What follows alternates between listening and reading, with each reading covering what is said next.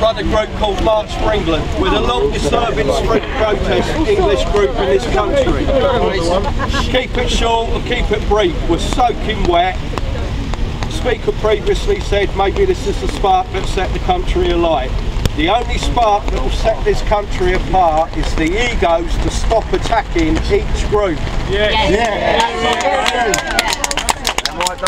March for England will stand by any English or British group when it comes to protecting our troops, anti-EU, whatever. Every group here today, which there's a few, we should have every group, street protest group should be backing events like this. If UKIP do an event, we should all be backing that.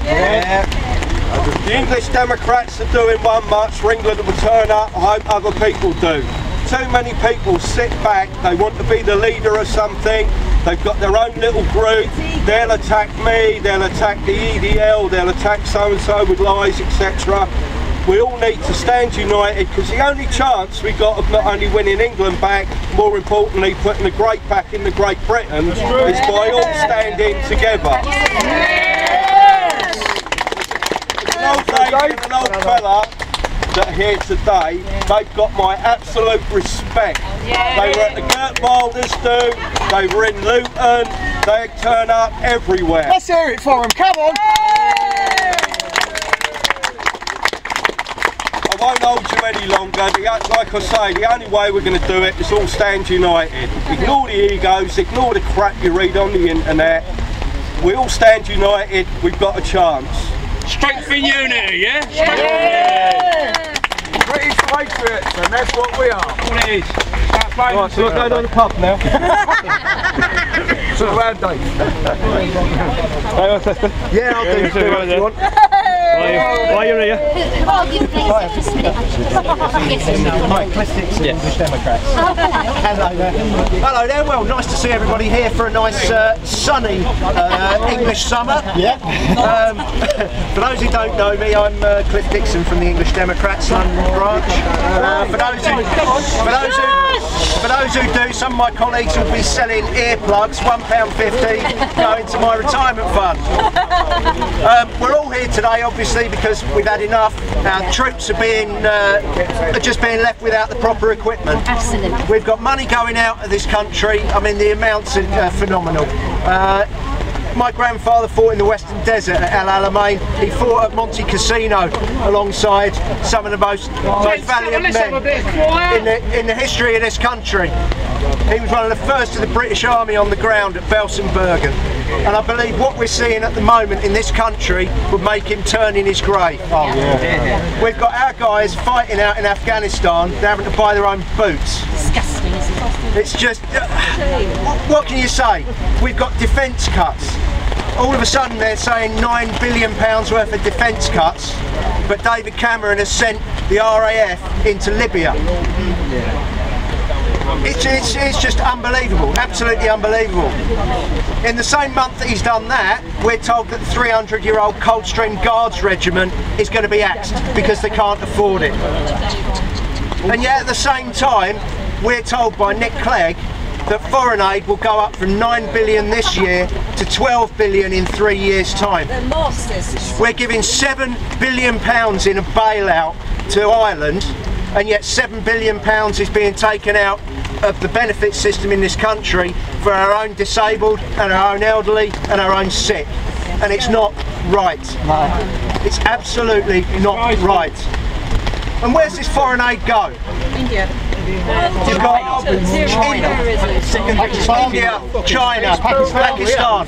Pakistan has just had £650 million of aid pumped into their education system by David Cameron, who was over there bowing and scraping, saying that the reason their education system's in such a state is because of the British Empire, and we're so sorry.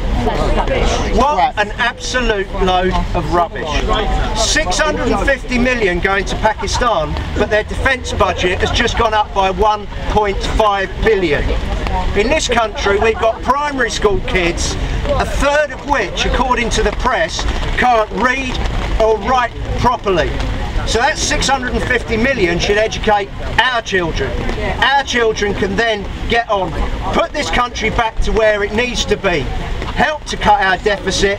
When we've got a surplus, then we can look at giving money to Pakistan. Another example, Uganda. President Museveni has just spent £25 million on a Gulfstream jet. We've just given them £300 million worth of foreign aid. It's nice to see that it's going to the right place, isn't it? And yet, we've now got a French company, Atos Medical, who are going around looking at our elderly and our disabled, telling them that they're fit to work and cutting their benefits. This is wrong. This can't go on. And as for the EU, we all know what's going on there. We saw the other night Sarkozy, the President of France, and Angela Merkel, the Chancellor of Germany, have just stitched up a deal whereby the euro is going to be propped up by a tax on financial transactions. In the EU, guess which country 70% of all financial transactions go on in? Oh, couldn't be us, could it? It could indeed. Yes. 70% of all the big financial transactions in the EU go on in this very city that we're stood here in now, getting absolutely soaking wet in. So, once again, we bailed out the bankers are getting back on their feet, and the EU want the money to prop up Spain and Italy and Greece. And Portugal. And Portugal, sorry, there you go, I forgot Portugal. It's not on. It can't go on. So what do we do? I agree totally with Pompey Dave. Everybody who's been here today needs to remember why we're here and what we're doing here. When you go home tonight and you're going home to whatever part of England or Wales or Scotland that you've come from, remember today, spread the word. We're English, we're Scottish, we're Welsh, we're Ulstermen. We're all part of the United Kingdom. I'm an English Democrat, I'm an Englishman, but I stand with my brothers from the rest of the Union. When you go home, protest, write to your MP, be a nuisance. My MP hates the sight of me, and I like it. I absolutely like it, because it means he knows who I am, he knows what I